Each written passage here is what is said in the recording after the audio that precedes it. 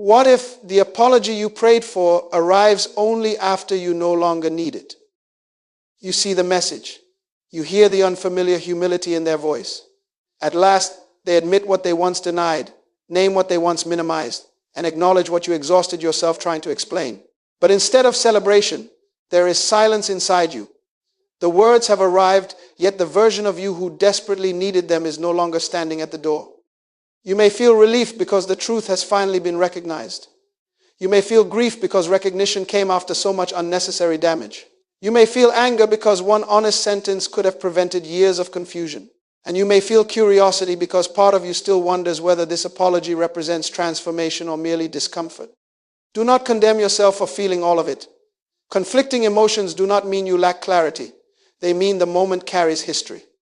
There was a time when you pleaded to be understood. You explained your pain carefully. You changed your language, softened your tone, and questioned your memory. You believed that if they would only acknowledge what happened, your heart could finally rest. But separation taught you something powerful. Your experience did not become true when they admitted it. It was true when they denied it. It was true when they dismissed it. It was true before their conscience found the courage to name it. Their acknowledgement may settle an argument about yesterday, but it does not give them authority over tomorrow. An apology is not a key. It does not automatically reopen a door that wisdom closed. It does not require immediate warmth, public forgiveness, restored trust, or renewed access. You do not have to answer while your emotions are rising. You do not have to comfort them because accountability feels painful. You do not have to minimize the wound to prove that you have healed. And you do not have to make a permanent decision in a temporary emotional storm. Pause, listen, observe. Receive the apology as information, not instruction. Let it reveal what they now claim to understand, but let discernment determine what happens next. Emotion may remember the connection. Discernment must examine the pattern. Compassion may hear their sorrow. Wisdom must ask whether responsibility has produced change. The apology has arrived, but you are no longer waiting at its mercy. And before you decide what it means, you must understand why it came now, because separation often makes visible what repeated conversations inside the relationship never could. Separation changes what conversation could not. Before you left, you spoke. You named the disrespect. You explained the exhaustion. You described what the pattern was doing to your trust, your confidence, and your peace. You extended patience. You offered opportunities. You warned them that something precious was being damaged. But because you remained present, your warnings may have sounded like complaints to someone protected from consequences. They still had your companionship after the argument. They still received your support after dismissing your feelings. They still enjoyed your care after violating your boundaries. Life returned to normal, so they assumed the damage was temporary. You called your endurance mercy. They may have interpreted it as permission. This is the danger of access without accountability. When closeness continues after every offense, a person can begin to believe that your pain has no practical meaning. Your tears become another difficult moment to survive. Your boundary becomes another limit to test. Your forgiveness becomes another reset that returns everything to its former arrangement. But hearing about loss is not the same as experiencing it. Your words described what could disappear. Separation made the disappearance real. Suddenly there was no familiar voice offering comfort, no dependable presence carrying emotional weight, no easy return to the old routine. They could not change the subject, provoke another argument, behave as though nothing happened, and wait for your pain to become quiet. Distance interrupted the cycle. Now they had to live with what your presence had been shielding them from. This does not prove that every late apology is false. Some people reflect honestly when the noise stops. Some finally recognize the harm they caused. Others are responding to loneliness, wounded pride, lost convenience, fear of replacement, or the shock of no longer having access. Motives can even be mixed. A person can sincerely miss you and still fail to understand you. That is why discernment must remain awake. They may miss your affection. They may miss your stability. They may miss the way you listened, encouraged, forgave, organized, comforted, and remained. They may miss the life that formed around your presence. But missing what you provided is not yet the same as understanding what you endured. Consequences can awaken awareness, but awareness must still mature into responsibility. Feeling the loss is only the beginning. The deeper question is whether they can face the conduct that created it without blaming you for finally leaving. And remember this, separation did not create the truth. It removed the noise that kept you struggling to hold it. Distance may have shown them what they lost, but it also showed you what you were losing, and the clarity you recovered must not be surrendered. Because while they were discovering the cost of losing you, you were discovering the cost of losing yourself. The old cycle had trained you to look outward for permission to believe your own experience. They hurt you, you explained it, and the explanation was minimized. You returned with more careful words, more evidence, more patience. Then the conversation shifted. Their behavior disappeared from the center, and your tone, your timing, or your reaction became the new subject. Confusion created hunger. The less they acknowledged your pain, the more desperately you wanted their acknowledgement. So you replayed conversations after they ended. You searched for the sentence that might finally make them understand. You monitored their moods before expressing a need. You questioned whether your memory was accurate, whether your expectation was unreasonable, whether your pain was somehow proof that you were too sensitive. Without realizing it, you made another person's agreement the courtroom in which your reality had to be approved. That was the hidden bondage. But separation gave you distance from the argument and a view of the pattern. You could finally see beyond the affectionate moment that followed the injury, beyond the promise that appeared when you were ready to leave, beyond the temporary improvement that vanished when the crisis passed. Distance allowed you to stop judging the relationship by its brightest moments and start understanding it by its consistent fruit. And slowly, your inner world became quiet. Do not confuse that quiet with numbness. Numbness refuses to feel because feeling seems dangerous. Peace can feel everything without being ruled by any of it. Numbness buries the memory. Peace can remember the truth and still remain present. Numbness says, nothing matters. Peace says, it mattered, but it no longer controls me. You did not become hard. You became trustworthy to yourself. You learned that compassion does not require self-abandonment. You learned that understanding someone's wounds does not obligate you to live beneath their unhealed behavior. You learned that missing them does not invalidate your boundary, that remembering the good does not erase the pattern, and that tenderness is not evidence that renewed access is wise. Your dignity is no longer negotiable. Your peace no longer rises and falls with their mood. Your truth no longer waits outside their door asking to be admitted. This may be the closure you once thought only they could give you. Your voice returned, your memory trusted, your judgment restored, your self-respect rebuilt. So hear the apology from the person you have become, not from the person who once begged to be rescued by it. You are no longer desperate for an answer. You are free to evaluate one. And from that restored position, you must now discern whether their apology expresses remorse for the harm or merely regret over losing access. This is the distinction that protects your heart. Regret asks, how has this loss affected me? Remorse asks, how did my conduct affect you?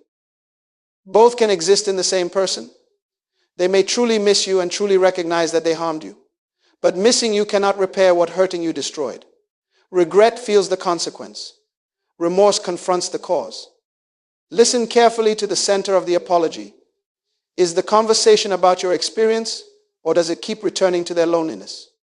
Do they name what they did, or only describe how empty life feels without you?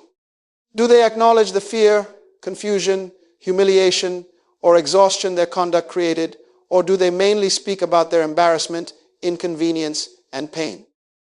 The subject reveals the center. Then examine responsibility. Genuine remorse does not disappear into vague language.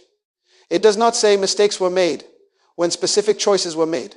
It does not turn one person's repeated behavior into a convenient story about how both people failed equally. It does not blame pressure, temptation, childhood wounds, or your emotional reaction. Context may explain behavior, but it cannot carry responsibility for it. Now examine what the apology demands from you. Regret often wants immediate relief. It wants reassurance that the apologizer is not a terrible person. It wants forgiveness before accountability becomes uncomfortable. It wants to know whether the door is open before proving that anything has changed. Remorse can remain in the room with discomfort. A remorseful person does not make you responsible for soothing the guilt created by their own conduct. They understand that you may accept the apology and still maintain distance. They understand that admitting the truth does not purchase access. They understand that consequences are not cruelty simply because consequences hurt. Look also for curiosity. Can they hear what the experience cost you without interrupting, correcting every detail, or defending the image they want you to preserve? Can they listen without turning your pain into a debate? Can they accept that your memory may expose realities they would rather not face? And look for patience. Regret rushes because it wants the discomfort to end. Remorse slows down because it recognizes that trust was damaged through a pattern and cannot be restored through one emotional conversation. Their tears may be real. Their loneliness may be real. Their words may be sincere. Do not mock emotion, but do not crown it as transformation. Emotion reveals what a person feels in a moment. Patterns reveal what a person can sustain over time. Ask one quiet question. If renewed access were impossible, would they still take responsibility? Would they still make appropriate amends? Would they still respect your healing? Would they still change? That question exposes who remains at the center of the apology. Hear beyond the trembling voice. Look beyond the dramatic confession. Discern whether they grieve the harm or merely the closed door. And even when remorse appears genuine, remember this. One apology cannot make 4 separate relational decisions on your behalf. You must stop treating reconciliation as one door. What people call taking them back is actually 4 separate decisions. Forgiveness, emotional closure, restored trust, and renewed access. Each decision has a different purpose. Each requires a different process. Each may arrive at a different time. Confusion begins when pressure forces all 4 into one emotional moment. Forgiveness is the decision to stop carrying vengeance as though your suffering must continue until the past changes. It releases your life from the exhausting demand that another person suffer before you can be free. But forgiveness does not deny the offense. It does not rewrite the record. It does not cancel wisdom, remove consequences, or restore a position that was abused. Forgiveness releases poison. It does not remove protection.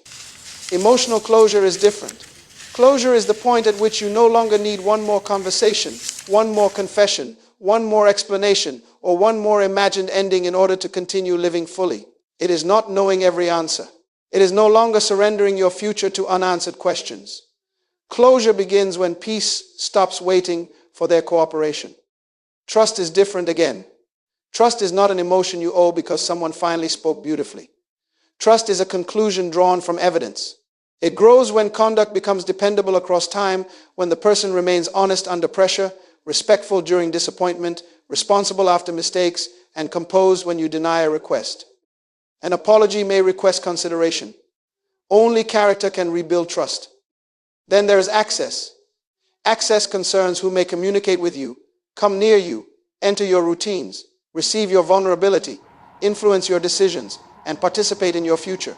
History does not create permanent entitlement to those places. Access is a privilege governed by wisdom, safety, and demonstrated respect. You can forgive without trusting.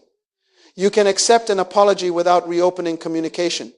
You can achieve closure without receiving every answer.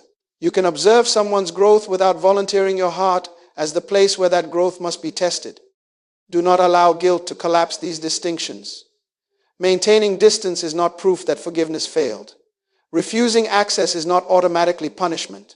A boundary can remain after bitterness leaves, because the boundary is not carrying hatred, it is carrying knowledge.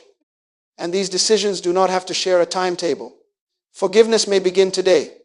Closure may unfold slowly. Trust may remain unrestored. Access may remain limited or closed. That is not inconsistency. That is discernment respecting reality. Do not let spiritual pressure, family expectations, shared memories, or the other person's distress rush you into a reunion your wisdom has not approved. Compassion is sacred, but compassion without boundaries can become self-betrayal. Mercy does not require you to return to the conditions that wounded you. You are allowed to say, I acknowledge your apology and I am still protecting the life I rebuilt. That sentence is not cruelty, it is clarity. Now that these 4 decisions have been separated, You can examine the apology itself not by how moving it sounds, but by how much responsibility it actually contains. A credible apology does more than create emotion. It carries responsibility. It names the conduct plainly. It acknowledges the impact honestly. It accepts ownership without hiding behind excuses. It expresses remorse, identifies what must change, and leaves the relational outcome in your hands. It does not say, "I apologize, so now you must return." Accountability offers truth. It does not send an invoice for access. Listen for specificity. "I am sorry for everything" may sound large, but it can remain safely vague. A responsible person is willing to say what they did, how it affected you, and why it violated the standard they should have honored. Specificity reveals whether they have confronted the behavior or merely learned the language required to end the discomfort. Then distinguish explanation from ownership. Stress may have influenced them. Old wounds may have shaped them. Fear, insecurity, temptation, or immaturity may help explain what happened. But when context is used to make responsibility disappear, explanation has become an excuse. Their history may explain their wound. It does not authorize them to wound you. Watch what happens when your account threatens their preferred image. Can they remain present when you describe the cost? Can they resist correcting every detail, defending every motive, or rushing to prove that they are still a good person? Empathy stays with the injured person. Image management drags the conversation back to the offender's reputation. Do not confuse performance with repair. Grand declarations can fill a room. Tears can move a heart. Urgent promises can make one moment feel sacred. But accountability usually begins quietly with listening, correction, patience, restitution, and actions that may never receive applause.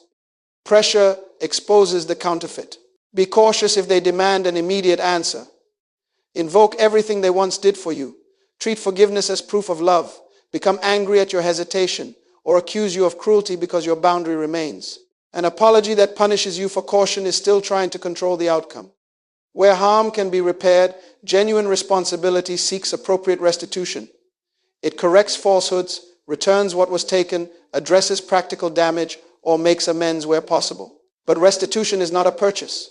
Repairing what they damaged does not buy your relationship. Hear what is absent as carefully as what is spoken. Is there recognition of impact? Is there a plan for change? Is there acceptance of consequences? Is there concern for your pace? Silence in these places may reveal more than eloquence everywhere else. Words can open an inquiry. They cannot close the case. A strong apology may deserve attention, but only conduct over time can reveal whether the person speaking has truly become capable of repair. Change is not proven by what a person feels when access is threatened. It is proven by how they live when access is not guaranteed. The first evidence is changed conduct. If dishonesty caused the wound, truth must replace it. If dismissal caused the wound, listening must replace it. If control caused the wound, respect must replace it. The harmful pattern cannot simply receive a new name. It must lose its place in daily behavior. The second evidence is consistency. A crisis can make almost anyone attentive for a season. Fear can produce flowers, promises, long messages, and sudden sensitivity. But temporary improvement under the threat of loss is not yet stable character. Watch what remains after urgency fades. Watch what happens on ordinary days, under pressure, during disappointment, and when the person does not get what they want. Character is what survives inconvenience. The third evidence is patience. Someone who understands the damage will not rush your healing to relieve their anxiety. They will not impose a deadline, demand certainty, or interpret caution as revenge. They will recognize that trust was dismantled over time and cannot be summoned back by one emotional appeal. The fourth evidence is restitution. Where damage can be corrected, accountability seeks to correct it. If falsehoods were spread, truth should be restored. If obligations were neglected, responsibility should be addressed. If something practical was taken or damaged, appropriate repair should be attempted. But restitution is not leverage. Making amends does not purchase intimacy. The fifth evidence is respect for boundaries. This may be the clearest test of all. How do they respond when you say, "Not now"? What happens when you say, "I need distance"? Can they hear, I am not reopening this relationship without punishing, pressuring, or provoking you? Anyone can respect a boundary that gives them what they want. Maturity respects the boundary that disappoints them. Genuine growth must also exist without your supervision. You are not their counselor, their monitor, or the reward waiting at the end of their transformation. If change depends on your constant encouragement, reassurance, and availability, then the old dependence has merely changed its costume. Real accountability develops support, reflection, discipline, and responsibility beyond your emotional labor. Give time permission to speak. You do not need to announce a test or create artificial trials. Ordinary life will reveal whether the new conduct survives frustration, silence, denied access, and fading attention. Old patterns often return when the immediate consequence no longer feels urgent. But do not turn observation into surveillance. Healing is not spending every day checking whether they have improved. You are not required to monitor their progress, remain available while they grow, or postpone your peace until their transformation is complete. Observe without surrendering freedom.